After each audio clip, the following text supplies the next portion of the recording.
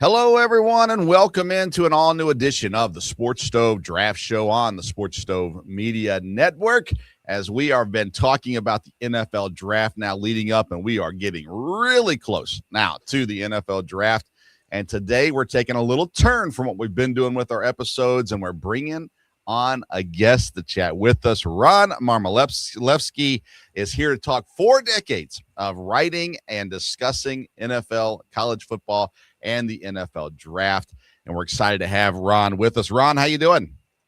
I'm doing great. Thanks for having me on. This is my favorite time of the season, and I know you can get consumed all over the place, TV, the internet, and so on. But some of those takes, they haven't had as much experience as I have. There are winners and there are losers in the draft, and that's just a fact. Yeah, well, I'm excited to chat about the NFL Draft today. We're just talking some draft questions.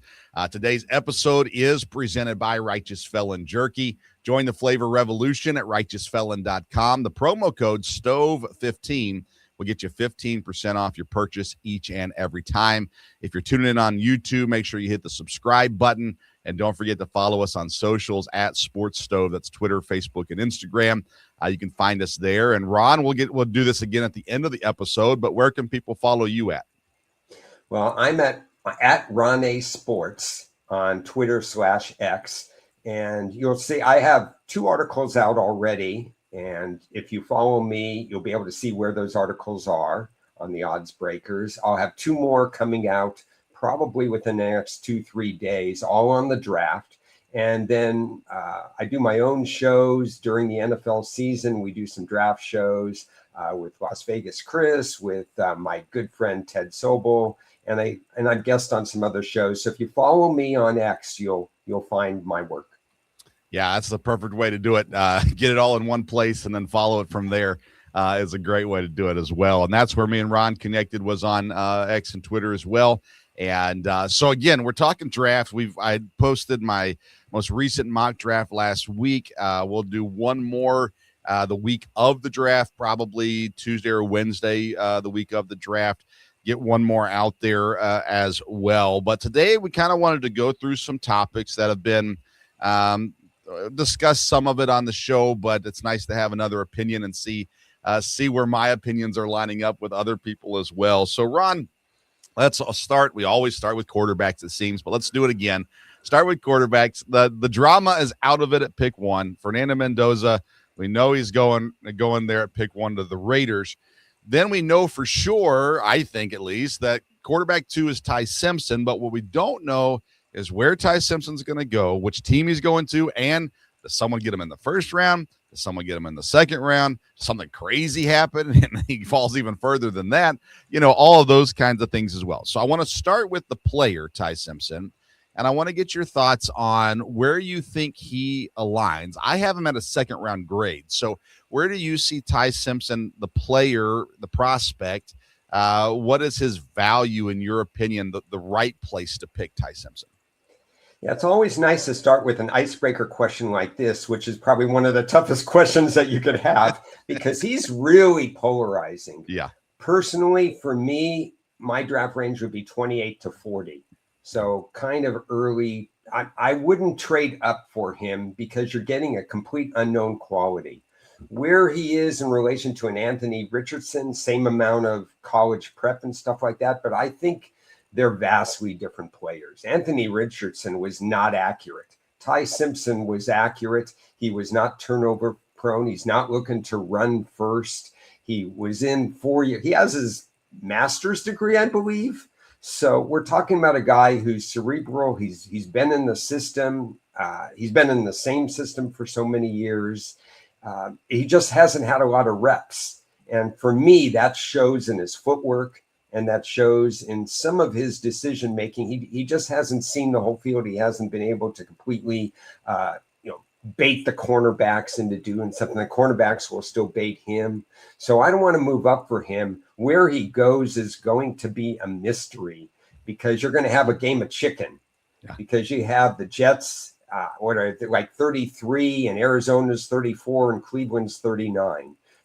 There are 2 teams, I think, that are willing to trade back historically, and that's Houston at 28 So I think that's a possible landing spot. And Seattle with only 4 picks in the entire draft at 32. So I think the real work, the real game of chicken, the really where does Ty Simpson go is 28 to 39.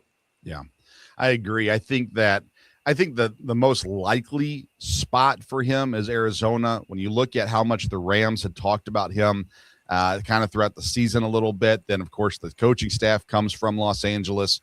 They need a quarterback in Arizona. They don't really have the picks to go up and get them, but they're sitting there at 34. And like you said, there are some teams above them there that could be a possibility. I think the Jets are all in on 27. I don't think they're taking a quarterback. I mean, they might draft one later, but I don't think they're going for a starting quarterback here. They're all in on 27. And then I think the Rams are still a team to watch, but where they sit at right now, they're at, let's see here, their next pick is at 61. So they're a little ways down there. I don't think they're going to move up. They don't really have the weapons to move up, or the ammunition, I guess, to move up either. The Browns are an interesting one because of where they're sitting at their quarterback position right now, still with Watson on the roster. Shedeur Sanders seems to be the guy that's going to get the nod possibly going into this year. Again, 27 is supposed to be loaded. So was 26. That ended up not being loaded. But, I'm interested to see. I think there is a surprise team. And it's funny, you talked about them trading down Houston. I'm interested to see if Simpson falls further and gets past that grouping at the top of round number 2. I think Houston's kind of a surprise team out there that could actually draft Simpson to be the backup to Stroud if they can get him in the second round, because Houston and their second round pick right now is 38. So still in that range that you're talking about there. And I don't know that they would take him at 38 or not, because they have other needs that they have. But Stroud is he's a little bit of a question mark. I like him. I still think there's a lot of potential for him, but he's not been what he was in his rookie season since his rookie season. And I wonder if Simpson's the right value. If he gets there to 38, they go, well, maybe we go ahead and take him as the backup this year, and maybe saves us some money here in the coming years as well, and go that direction. I don't know. Do you see a surprise team for Ty Simpson out there? I think there could be a surprise team. Houston would surprise me a little just because Stroud's so young, and it might, create some problems, confidence issues and stuff like that. Yeah. But I wouldn't rule out a surprise team. I'm trying to rack my brain. I mean, Carolina, are they married to Bryce Young, for example? We have 10 new coaches. They, some of those coaches may not be married to what's going on there. We have a sticky situation in Minnesota. I know they just added a quarterback, and I hope Kyler Murray's the guy. So there could be somebody on the horizon that way. A lot of teams won't even have Simpson on their board necessarily because, not that you can't be 6'1" and make it in the NFL. We've seen all kinds of things, but he doesn't fit the profile for some of the teams as well. Yeah. So we'll see. And Houston is interesting because I'm a firm believer that if you have a young quarterback, you should invest in your offensive line and you should invest in your tight end, because the tight end has a larger catch radius. Yeah. And rookie quarterbacks and second-year quarterbacks, they're not going to necessarily come into the league like Andrew Luck and throw people open. They need that wider target. And Houston is not the perfect offensive line and not the perfect tight end situation. So Stroud's doing what he can. And then he loses Sutton in the playoffs. So if they can get it together, I think Houston's still on an upward trend. Yeah, I think that when I was hosting the Fantasy Football Show, that's what I always talked about with tight ends. Draft the tight end with a young quarterback, because he's going to be a security blanket. He's going to be the easy target. He's going to be the one you're going to see a lot of work to as well. And we'll get back to tight ends in a little bit, but great stuff there with Ty Simpson. Any other quarterbacks that you think, value-wise are going to be pretty good at this point? I'm not expecting any other quarterbacks even in the second round. And I'm sure we'll have at least one in the third. I don't know which one. Nussmeier seems to be the higher one up right now. There's the Arkansas quarterback Green. There, people are starting to come up on him a little bit, but I think that's more of a big-time project situation for him. But any quarterbacks that you see back there that are going to go maybe late day 2 to sometime in day 3 that you think have potential to develop into something? Because coming into the year, we thought this quarterback class was loaded. and Klubnik didn't do well. Aller didn't do well. Nussmeier has the injury issues, all that kind of stuff as well. So is there any other quarterbacks that you like that you think could definitely develop into something later on down the road? Yeah, this is the smallest quarterback class in NFL worthy quarterbacks that I've ever had, I think, in decades. Mm-hmm. Next year, and every year is different because you think there's next year is the right year, and then it fizzles out. But right now I will have twice as many quarterbacks for next year. That's why, like you said, and I agree, the Jets should be waiting for 27. They have so much ammunition to do that. The forgotten guy for me is Carson Beck. All he's done is win. His completion percentage is high. He's played a number of games.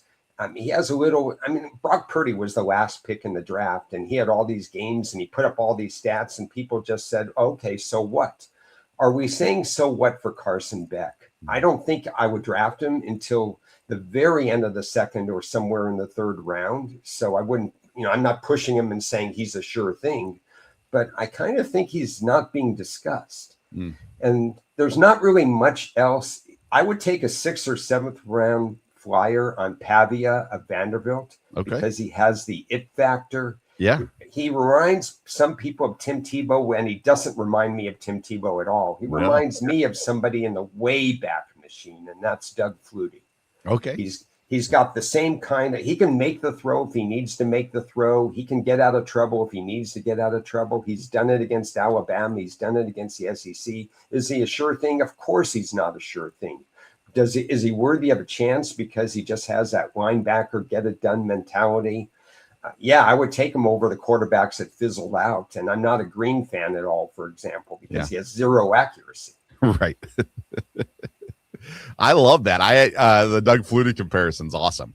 I did a thing many months ago now. Will he be Baker Mayfield or Johnny Manziel in the NFL? Because they both had that it factor as well, I felt like. But they're two different maturity levels and the way that they command a locker room or didn't command a locker room and all those kinds of things too. And I like the attitude that Pavia brings, I think, as a backup quarterback, especially. Maybe even to a degree, kind of that Gardner Minshew role that he was able to carve out here. He's just kind of a unique personality. And it seemed like locker rooms liked him a lot, but he was never going to be that guy, but to have him in the locker room, have him on the practice field. And if you need him for a game or two, having that out there is not a bad thing. That I'm blanking on the name, but there's a Texas quarterback. He played with Arizona Cardinals. He's a relief pitcher, and Pavia could be that guy who gives you 6 innings, 3 innings or whatever. He'll fizzle out after a game and a half or something like that. The Arizona guy just didn't have the body. He kept getting hurt. He just recently retired. I just can't think of his name. Played at the University of Texas. Was it Colt McCoy? Colt McCoy. Thank you. Yeah. Played in the championship game, got hurt in the championship game. Texas up 7-0. Yeah. And the problem is he just didn't have the body type. Yeah. I love it, man. I love it. All right, let's move on. Edge rushers. We know edge is now like the quarterbacks of the defense when we're talking about drafting goes. And we can kind of boost some values up because of the position they play. And there's a lot of good ones this year. I want to start at the top, though, with Bain and Bailey, because I still have Bain on my power rankings or on my big board. I have Bain ahead of Bailey. I think, again, the production, I think what we saw from him on video, all of these things, I think they're very close. I don't have a big separation between them. But it seems like now David Bailey is the lock at number 2 for the Jets. And Bain is being talked about at like 8, 9, 10. So I'm curious to get your thoughts at the top of the edge board. I know Arvell Reese we're throwing him into that mix as well. I think he should, we'll get to him in a second. But let's talk about Bain and Bailey. What are your thoughts on those two guys? How do you see them compared to each other? And do you have one above the other, or thoughts on, is it a fit issue for them? Those kinds of things. It's going to be interesting. We have a lot of Texas Tech defensive players in this draft. And we've never had Texas Tech defensive players in the draft, but they were so good last year. And the question I always have is, was there just such an accumulation of talent, Rodriguez and some of the other guys, that they just made themselves all better? And then individually, maybe they're not as good? Or are they really that good? Did they really assemble in this NIL era, this just great collection of players? And we don't know that answer right now. I have Bailey ahead of Bain, but I have both of them in my top 10. I think it's horses for courses. I think if you play a certain kind of defense, you're going to want Bailey. If you place, if you don't mind the shorter arms with Bain and you can plug him into a situation where he gets untouched, maybe there's a defensive tackle on your team that could occupy blockers, then you'd have Bain. So it's just a matter of preference for the individual team. I think they're both outstanding individuals in a very strong edge class. I'm going to save Reese for the next topic, so we'll come back to him in a minute. But Akheem Mesidor is a player that he's one of the polarizing guys in this draft. And so you've got the situation where he does have production. He's 26. And does that matter for the next 4 years? No, it doesn't. But yet there's still guys when they're drafted that sit there and go, he's 26. I don't want a 26-year-old, when the reality is at 26, he has experience, he has maturity, he has things that the 21-year-olds don't have at this point. I see only a couple fits for him in the first round personally, but what are your thoughts on Akheem Mesidor? How high you think he should go? How high you think he will go? And again, is there certain teams that make more sense for him than others? Yeah, we're seeing a lot more 24, 25, and 26-year-olds for a variety of reasons. The super seniors, the money that they're getting to stay in college, a lot of different things. So we have to evaluate differently. I have to evaluate differently than I did even 5 or 6 years ago. And it depends on position. I don't want a 26-year-old running back necessarily, but sure. I don't mind an edge rusher in terms of here. It depends on the wear and tear and whatever. Interesting. These are two completely different players, Mesidor and Falk, yet they're side by side in my ratings at the end of the first round. Yeah. They're, one's 20 years old and kind of slumped last year, Falk, but he has so much promise and potential. And Mesidor has what you said, the production. And so as far as certain teams, if I'm Cincinnati, for example, and I'm looking for an edge rusher, I don't want potential anymore. They tried with potential last year with a guy who, didn't deliver. Cincinnati's defense is such, you need somebody to perform right away. If I'm a different team, if I'm the Rams and I'm surrounded by other talent and stuff like that, then I don't mind drafting a Falk instead of a Mesidor because his ceiling might be higher. He's only 20 years old and he can deliver that way. I think both are end of the first round picks. Mesidor, I looked it up. He's played in 65 games. That's crazy. He may not be as good at against the run as Falk is, but he, from what I saw, he set the edge. I think he's too aggressive at times. He overruns plays in terms of the tape that I kind of looked at. It's just motor is just going like crazy and stuff like that. So you might have to reel him in, or maybe you use him in a way where you don't have to reel him in if you're that certain team. So I think he belongs in the first round, but not, toward the end. Yeah, I think Tampa is a team, they draft production. They're a team that prefers to lean towards guys that have produced versus guys that are more of a project or more unknowns. I think Seattle's another team. Of course, they're right there at the end of the first round where we've seen them just load up. Let's just go grab guys and we'll have enough of them. It'll make sense when it's all said and done as well. I think Cincinnati would be a great spot as well, especially if they could maybe move back up a little bit later on to get them, because Cincinnati at 10 and then again at 41, they would have to move up, I think, from 41 to get a player like that as well. And I'm just intrigued. I mean, this whole edge class, I really like TJ Parker. Loved him coming into the season. His production dropped. All the Clemson guys dropped this year at every position. But I love TJ Parker, and I've seen him, looking between basically that 17 to Detroit all the way down to the end of the first round kind of mindset. We've seen that Zion Young from Missouri, he's really, sitting there sniffing around the bottom of the first round as well. Keldrick Falk, you talked about. Cassius Howell, a lot of guys had him, up high in the teens, and now a lot of people have him fall into the late first to the second round as well, because he's got some arm size issues, arm length issues, and things like that too. But it seems like a pretty loaded edge class overall. I love Gabe Yakis from Illinois. I got him as a second round grade, but I love him. The option he is. Joseph's from Tennessee is down there. There's so many guys around. How many first round edge rushers do you think we're going to see this year? Because I mean, we're talking about. I've heard some people say 9. I don't think that's going to happen. But what are your thoughts on how many edge rushers we could see go in round 1? I think we could see 7. Okay. I count Reese as a linebacker, so I didn't put him in the thing. So I have 5 first round grades for edge rushers, but edge rushers typically go faster than what people perceive they're going to go. They're just valuable commodities. Edge rusher, offensive line are the 2 positions that tend to be drafted earlier than what you perceive. Even cornerbacks tend to wait sometimes. We had, the year Philadelphia got Mitchell, he wasn't drafted until the 20s, and he was the first cornerback drafted. So, I have guys like Zion Young and TJ Parker on the fringe of round 1 in my ratings, but can they go in round 1? They probably will go in round 1. So I think we could see 7. Okay. Who's your 7, by the way? Because I'm counting as list them out for me if you don't mind. Everybody that you mentioned, really. Howe, I have 5th, Parker 6th, and Zion Young 7th. Okay. All right. Very good. Very good. All right. There's some edge rushers for you. Let's talk about Reese real quick. Where I sit on Reese, I think he's a versatile player. The problem that you have with versatile players, if they go to the wrong spot, the coaches don't know how to use him. And so it doesn't matter if he's versatile, if the coach doesn't or the system doesn't allow for versatility on there. I thought the Jets were a good fit for Reese. They have a need at off-ball linebacker. They have a need at edge. They've got Demario Davis they brought in free agency, which would be an awesome veteran to learn with, and especially as a rookie and stuff like that. But like I said, everyone seems kind of locked in on David Bailey at 2 to the Jets right now.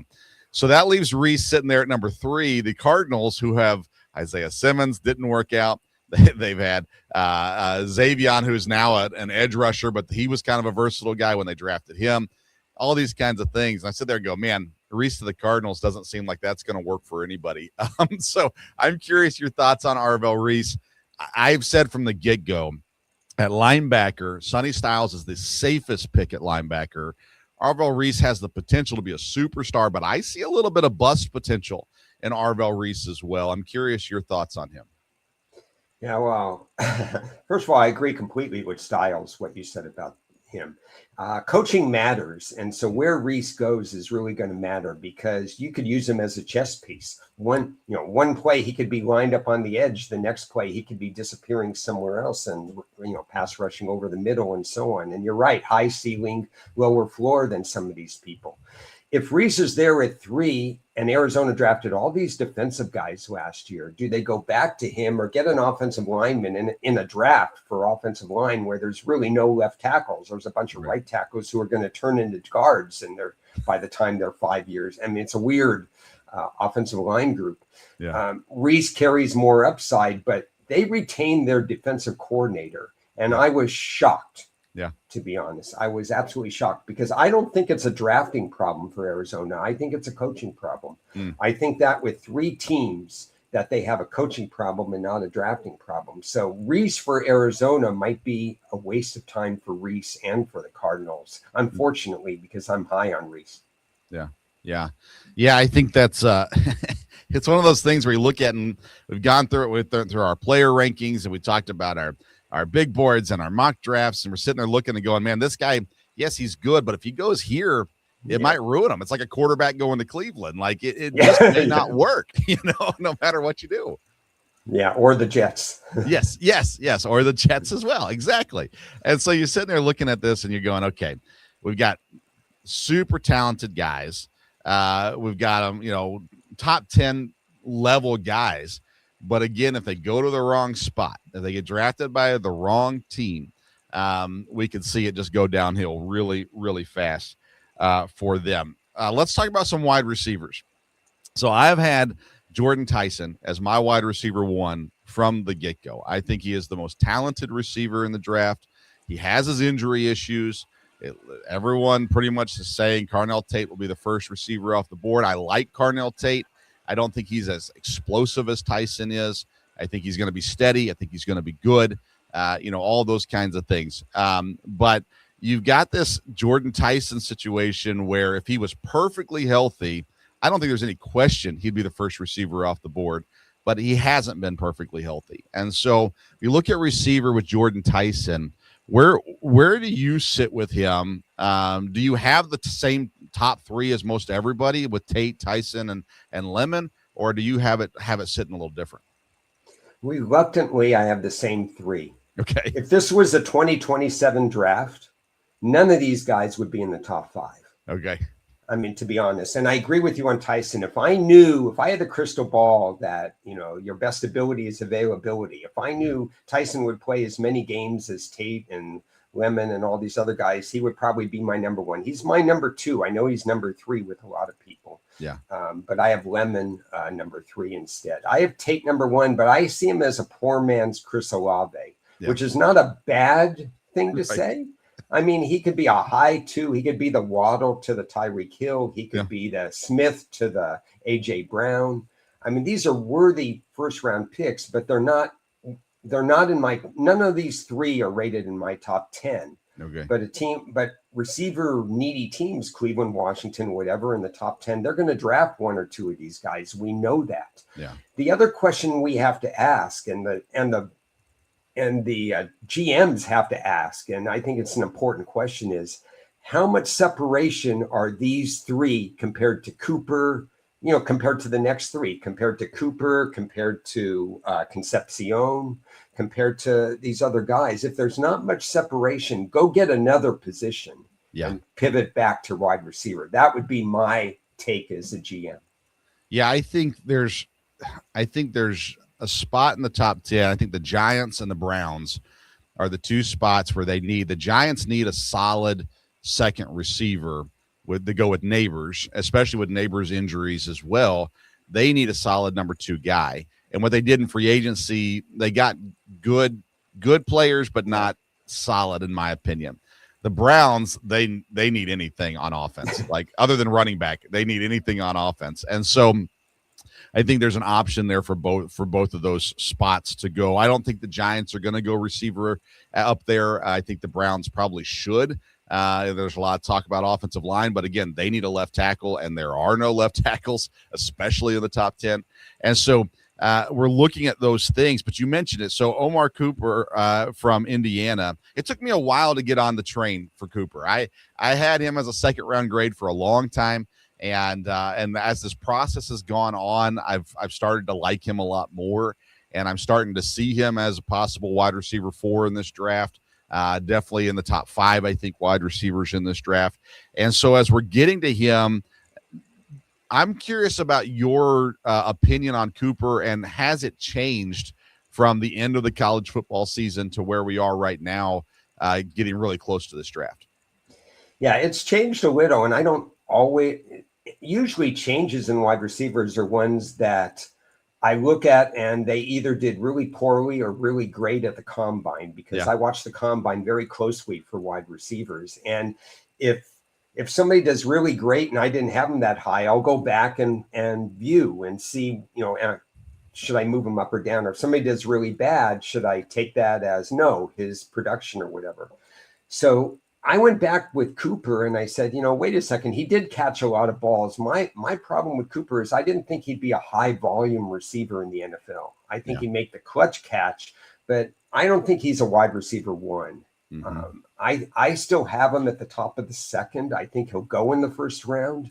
I think he'll be on the right team. He's going to be a great, more than a complementary piece. He's going to be a red zone. I mean, his ability to make the contested catch and the highlight reel catch along the sideline. Obviously, we know the Penn State result. Yeah, that's really great.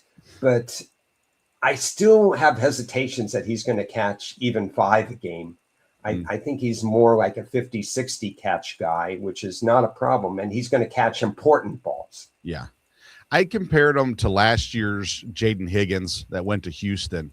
I think there's a lot of similarity there. Not necessarily the same size or body build, but that contested catch, the go get it. He's not your every play guy. He's not the guy you're going to throw the screen to necessarily. Is the guy that's going to go and make that contested catch. Valuable piece to the offense, But like you said, I see him as a wide receiver 2. I don't see him as a wide receiver 1 on the team, and there's value in that, no doubt. I've seen a lot of talk about Pittsburgh at 21 for him. I had him lower. I had him going down 31 to the Patriots in my last mock. And I have him still in that general range. I think bottom of the first, top of the second kind of guy. But what I found really interesting through this process, especially since the end of the college football season to where we are today, when we entered the college football season, Denzel Boston was a clear-cut wide receiver 4. Everyone said we got these top 3 guys, and then we got Denzel Boston's going to be next, and then there's a little bit of a fall off in everybody else. Well, over the last couple months, there's a lot less talk about Denzel Boston, and it's like Cooper has come on the rise. Casey Concepcion has gotten a little bit more talk because he's got some drops, but he's a dynamic athlete and all these things. And Boston kind of seems like he's flying under the radar right now. I feel like when they call his name in the first round of the draft, everyone's going to go, "Oh yeah, forgot about him. How did he get there?" That kind of thing with Boston. He's not the same. He's not slow, but he's not the same, dynamic athlete as some of these other guys. But he's a big body. He's got good hands. He does well. Omar Cooper, Concepcion, whoever else you have there. Thoughts on how you kind of shake that out a little bit. Yeah. So for Boston, I was high on him at Washington. I thought that he would be very strong in their program, and he was strong, but not. I thought he would break out, and he didn't quite break out there. I have a pet peeve that it bothers me a little bit. It still bothers me for Ashton Genty. It bothers me for it bothered me for a defensive lineman named Mingo, who refused to bench at pro day, at 40, and I mean, at the combine, at everything. And we found out he was pretty weak and that he didn't make it much in the NFL. There's so many people that are opting out of the bench and opting out of the 40, and Boston was one of them. So if I don't have, I need a 40 for wide receivers. I just can't help it. Wide receivers and cornerbacks, I need to know what their speed is. Because if you're a 4.6 cornerback, I'm sorry. Right. You could be as anticipatory as possible, but that doesn't work. If you're a smaller wide receiver and you run a 4.55, that's a problem. Boston could run a 4.55 and he still would be viable in the NFL, but I don't know what his speed is. Yeah. So that bothers me, and I can't put him in the first round. Concepcion, again, dynamic athlete, has some drops.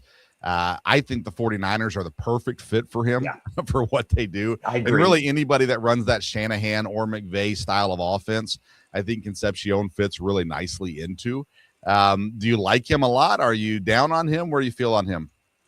I think this is person team fit. Yep. This is absolutely that. And I do pre-draft ratings. You do pre-draft ratings, but I will adjust the draft based on the team that selects the person. And I'm not going to adjust them 12 spots or anything, but sure. A wide receiver 4 could be a 6 or a 7. He needs to go to the right team that understands how to use him. When Bill Cowher ran the Pittsburgh Steelers, he used these guys, ex-quarterback, the Indiana guy, and then he moved him around and stuff like that.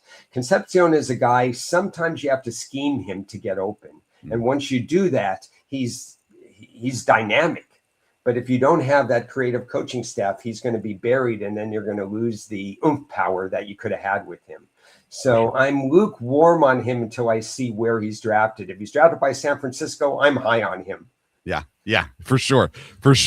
Other pass catchers, let's go to tight end. Kenyon Sadiq, he's the only first-round tight end. He's kind of starting to go at the beginning. People were talking about him at 12 or even 11. I'm sitting there going, I don't see that at all. I don't mind him or anything, but now we're seeing, Carolina or even further down into the 20s. Philadelphia if he could land in Philadelphia, that would be perfect for a lot of reasons.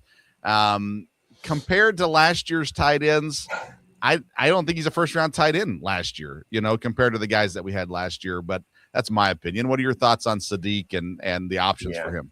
Well, you hit it again. In 2023, I had the Super 7 tight ends. I mean, they were just outstanding. 6 of the 7 are still very productive and stuff like that. 2024, down year for tight ends. Last year, outstanding year for tight ends. There were guys that were being, I mean, I know Cleveland went sideways, up and down. Who knew what they were doing with drafting running backs and quarterbacks, but they hit it with Fannin. The Chargers hit it with Gaston. Yeah. Sadiq would not be a first-round pick if he was in last year's draft. Yeah. He just wouldn't. And he stands out in this year's draft because this year's draft has as many draftable tight ends as last year, but they're all third, fourth rounders. Mm-hmm. And I'm talking late third on my board. So ideal fits for Sadiq are higher than where I would rate him normally. Okay. I mean, normally I'd put him in the 20s, but if John Harbaugh was there in Baltimore, he would gobble them up at 14. Yeah. Tampa's been kicking the door on tight ends like crazy at 15. Carolina, you mentioned at 19. Philly, I've mentioned as a trade-up candidate for him. Yeah. I don't think Dallas Goedert's, he signed a 1-year contract. He won't be with the team next year. Right. Those are the 4 spots, and they're all kind of a little bit ahead of his draft range, but this guy is athletic. He wasn't featured necessarily at Oregon, but he's going to be a good player. Yeah. Yeah, and now they're talking about Stowers. People are looking at him as a wide receiver, possibly. Yeah. And that's an interesting value difference too. Where if you go, well, if he's tight end 2, that's one thing, but if he's wide receiver 13 or 14 or 20, it's a whole different story for him too. And you do have some guys that are late day 2, early day 3 guys, those mid rounds and stuff like that are going to be fine. They're going to be useful, things like that. But yeah, not that same dynamic ability necessarily from a lot of these tight end options that are out there for sure. I want to go to the defensive side though, to safety, because we've got Caleb Downs that has been talent wise. He's up there. This past season wasn't his best season. And so you take that and you go, okay, a lot of people have him. I still have him ranked. I've got him at number 7 on my big board. I think the IQ is there. I think that if he goes to the right spot, John Harbaugh, you talked about him with tight end. I look at safety, what he did with Kyle Hamilton and those kinds of players as well as options. But that's really high up there for a safety. And I think safety is actually pretty decent on day 2 value-wise, in my opinion, as well. So talk to me about the safeties. I've got it as Downs as the top one. Thieneman is number 2. And those are the 2 first-round safeties I have going. But your thoughts on the safety class? Yeah, well, it's the fastest safety class we've ever seen. They actually ran a little faster than cornerbacks. I think you hit it in terms of, something you said midstream there about safeties. They're kind of overlooked a little bit here or there. And I got to tell you, in today's football, post-COVID, I think safeties are underrated. I think it should be considered a strong position. I mean, if you have a chance to draft a Derwin James or a Kyle Hamilton or the guy I was pushing for 25 teams a couple years ago, Cooper DeJean, you just draft him. I mean, the guy DeJean came from Iowa. They're well-schooled. They're disciplined. You know exactly what you're getting. And then he makes all those plays. And nickel backs now are not always cornerbacks. Right. Safeties are being used at that position, especially if they can run as fast as they have here. So I think safety is underrated. I think if you have a chance to draft Downs in the top 10, you should. I agree with you. He's probably around 7 for me as well. I agree. I actually have McNeil Warren as the back end of round 1 as well. I don't think 3 safeties will go in round 1 because of the stigma attached to safety, but I have draftable grades for 3 safeties. It's not as deep as cornerback, for example, this year, but it's an impressive group. And I think Downs belong there. And I think teams who understand how to use safeties, who can really manipulate the game. And we have cover safeties in the NFL now. Yeah. It's no more they just cover center field 2 high or 1 high, or they cover 1/2 of the field. They're asked to do, and these guys have to be smart. They have to be anticipatory. There's different skill sets that are needed for safety than many of the other positions. And if they have that instinctiveness and the ability to anticipate, they're more valuable than a lot of positions on the field. Yeah, I mean, they're basically playing three positions. They're playing linebacker, they're playing safety, they're playing cornerback, depending on the system and how they're being used. About that, and Downs at the top, clear number one. The Thieneman comes in. Minnesota is the most obvious fit for him right now, but that's also just because of how many years we've watched them with Harrison Smith, and so it just makes sense there. I'm lower on McNeil Warren than a lot of people. I think he's talented. I just think that because of what we've seen come out of Toledo recently has bolstered his value a little bit. He is an athlete as well. I love AJ Halsey in this draft. I don't think he's going to go anywhere near the first round, but I really like him a lot. And then you've got guys a little further down, the Bud Clark out of TCU. There's a Key Wheatley out of Penn State, Genesis Smith out of Arizona. Like, there is depth there. But you're going to have to get those guys, I think, probably late day 2, early day 3. I think they'll be gone by the end of round 4, maybe at that point as well. But it's intriguing to watch. I'm really interested. I think kind of what we talked about with wide receiver too. It's that right fit. You got to be. Some of these guys have to go to the right fit in order to be the most effective for what they are. And a Harbaugh type defense highlights those safeties, for them. And I'm interested to see how that goes. I'm a Packer fan, and they've got 3 safeties right now that are on the field pretty much every down because you're playing the nickel guy there, and then you got the 2 safeties as well. So I like safeties. I'm for them. Let's go to defensive line and we'll kind of do some quick hitters, I guess, with these D tackles especially.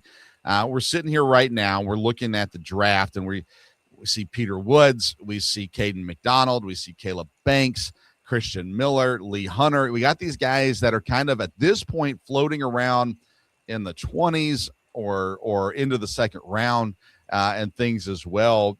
We talked about the value at safety. They're being undervalued right now. It seems like after seeing some dominant defensive linemen in the NFL, people are still afraid to kind of go defensive tackle. And maybe it's because of the class this year, but there's the value seems to be changing a little bit there too, where it's dropping a little bit. Is it just the class this year, or is it an NFL wide kind of mindset? It's a perception, because a lot of the DTs, this is a deep group of DTs in my opinion, but what they lack, and the GMs have noticed this, is there's not a lot of pass rushing DTs. Yeah. There's a lot of 2 down guys. And I still think there's a place for 2 down defensive tackles. Ask Buffalo, who couldn't get Josh Allen enough snaps because they couldn't get off the field because teams were gashing them against the run.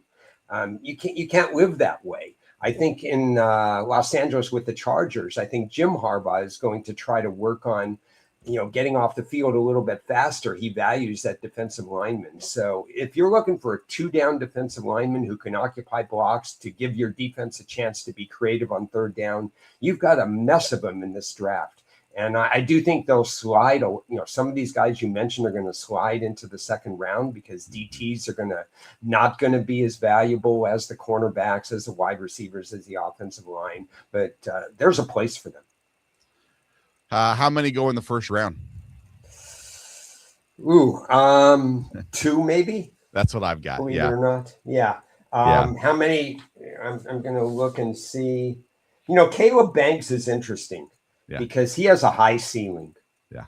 I wonder whether he'll have a better career than any of the other defensive tackles, or we'll never hear from him again. Right. I don't know. And Florida hasn't been great at producing NFL talent. I mean, they produce NFL draft picks, but we've seen a slower class, especially at the back end for Florida guys for whatever reason. So you hate to put a label on a school, especially now when a guy graduates from Florida, but he only played 1 year at Florida because he got a nil contract or whatever. So it's all changing. So I should retract that earlier statement. But Caleb Banks is going to he's going to be interesting to watch over his NFL career. Yeah. Yeah, I think Houston makes a whole lot of sense for a defensive tackle in the 1st round.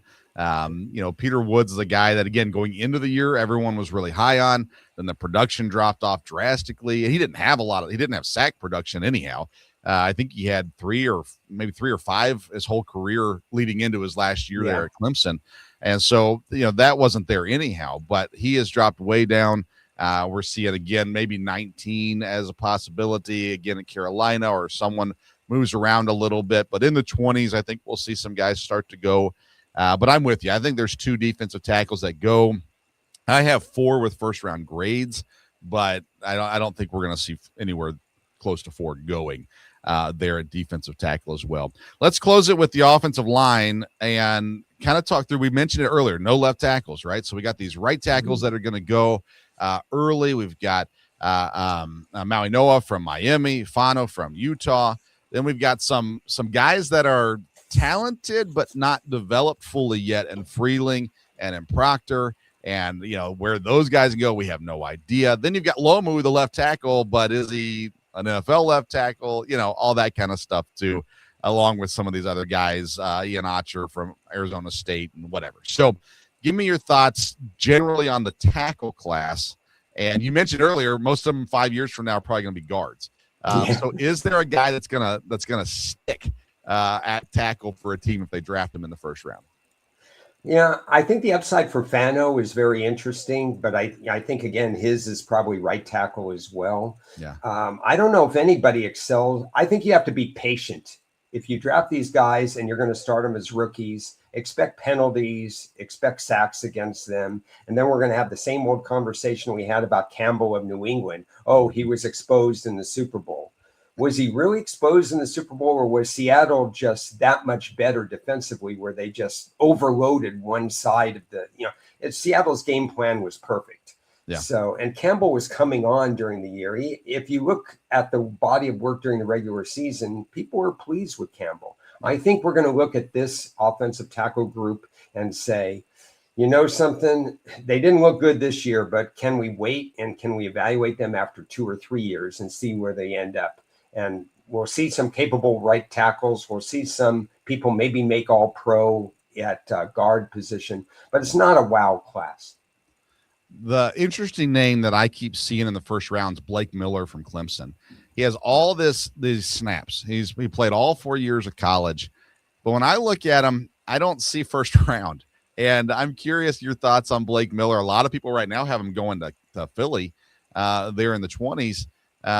But every time I watch, I just don't see it. He's fine, but I don't see him as a first round guy. What do you feel about Blake Miller? Yeah, I think he's very end of the first round. Again, we see tackles that are going to be bumped up. So I think he sneaks into the first round. It'll be an interesting dilemma for Kansas City because they need a right tackle, and he's a right tackle, 54 starts. Yeah. So anybody's an upgrade over Jawan Taylor, in my opinion. Oh my goodness, I could go on and on about him. So Blake Miller, may have flaws, but he would probably fit Kansas City. But Kansas City needs a complementary pass rusher in order to free up Chris Jones. We talked about edge rushers before. Kansas City would be a good fit, for example, for Mesidor. Yeah. And Kansas City also needs a cornerback because the room was gutted.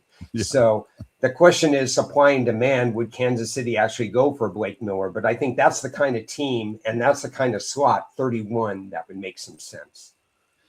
Yeah, I agree. Then we get to the guards side of things. I think, and I've said in all of my episodes that I've talked about Ioane from Penn State, I think he's the best offensive lineman in the draft.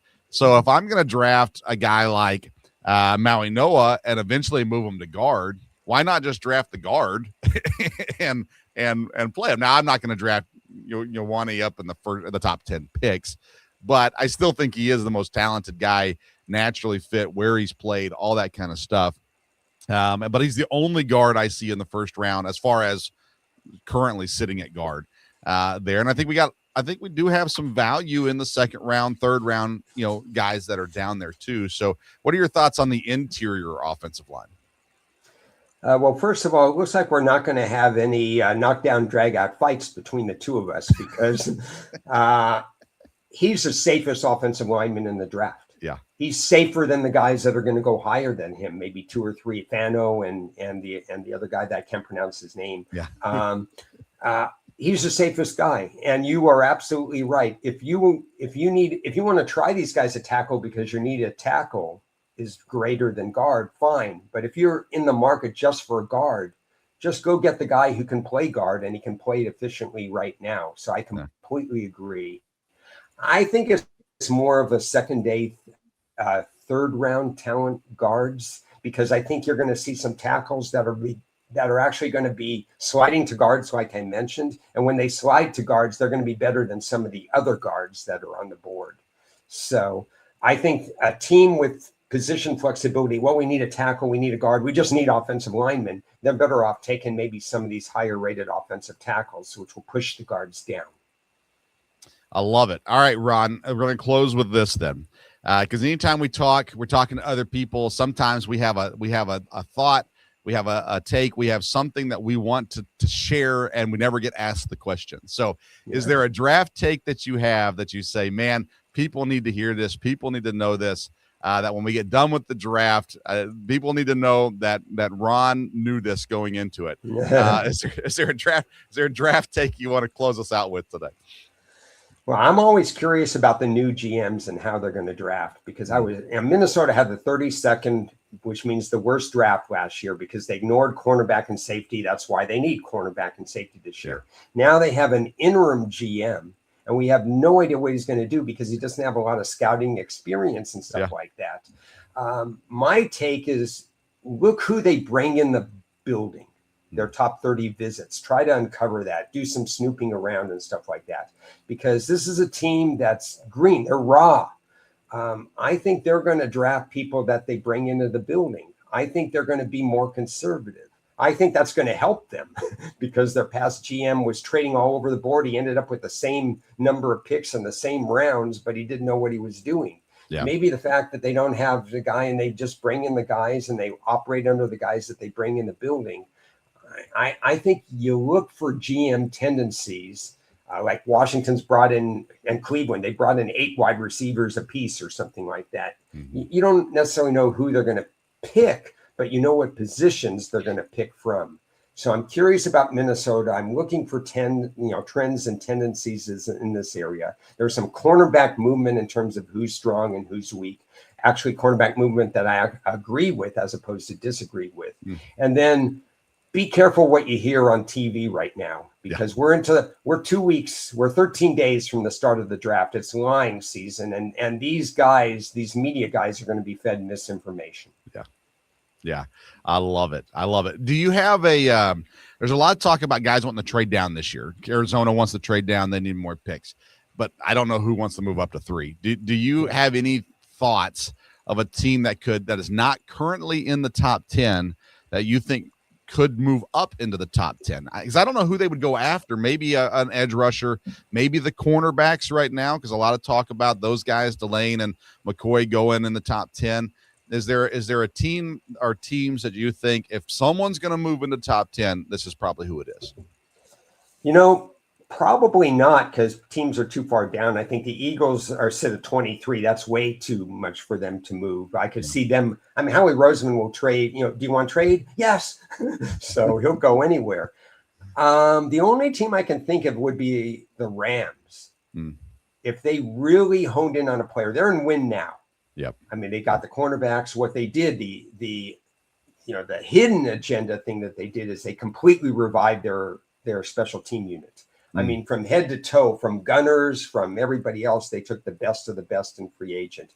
Those are the areas that they were deficient in, cornerback and special teams. If they think they're one player away and they want Caleb Downs or they want somebody or whatever, I could see them moving to get into the top 10. It's a long shot because the Rams have valued picks lately and nobody wants to give up. No good GM wants to give up early 2027 draft capital. Yeah. But I look at who's at 11 and 12 and whatever. And I know the Dolphins have a ton of picks, but what are they going to mess around with going from 11 to whatever? I don't trust them. So I'd say the Rams, if they really loved a player. Yeah. Yeah. You look at Miami, their first year GM comes from that Packer system. And I'm intrigued to watch how he responds. Being a Packer fan, I'm interested to see how he how he treats the draft. Does he treat it like the way that he was taught, or does he say, I've been trying to get them to break out of this for a while? Yeah. And Good those kinds of point. things. Yeah. Very It'll be a lot good of fun. point. GM tendencies are sometimes hard to break. Yeah. You got New Orleans, who's not traded up. I'm not traded back. They've traded up 29 straight times. Wow. You've got Atlanta, something like 18 out of 19. These teams just don't know how to do it. I love it. Ron Marmolefski, this has been fun, man. Lots of stuff. We need to do it again sometime for sure. Remind the folks again where they can follow you so that they can find you on Twitter and X. I'm at Ron A Sports, RONACE Sports on Twitter X. You can find all my materials there. I've got podcasts coming up next week, a ton of them, and we'll talk different strategies in the draft. There's so much to talk about. There's no duplication. So, right. And then things change from day to day. So I'll be on podcast next week. I'll be on after the draft, probably breaking it down on my own little channel. And you can find written articles. So just follow me on at Ron A Sports. Yeah, and listen, this has been awesome, and we talked about it before we came on to record, but just there's a lot of different takes out there. Some people are looking for clicks or hot takes or whatever it may be. They're looking for splashes, but I think your style is awesome, where we sit here and we just talk through what we see, what we know, what we think, all that kind of stuff without being too worried about doing the big splash in the pool at the same time. But great content, great stuff. Make sure you follow Ron on Twitter and X. Make sure you follow us too, at Sports Stove. Again, that's anywhere on socials. We are the most active on Twitter than we are anywhere else. But follow us wherever. Subscribe to the YouTube channel, and please comment. Leave your comments on what you think. Do you agree with me? Do you agree with Ron? Do you disagree? All those things. Leave your takes in the comments as well. We'd love it. And don't forget, when draft season comes, you need a good snack. And the best snack out there is Righteous Felon Jerky. I highly suggest the bootleg and barbecue flavor.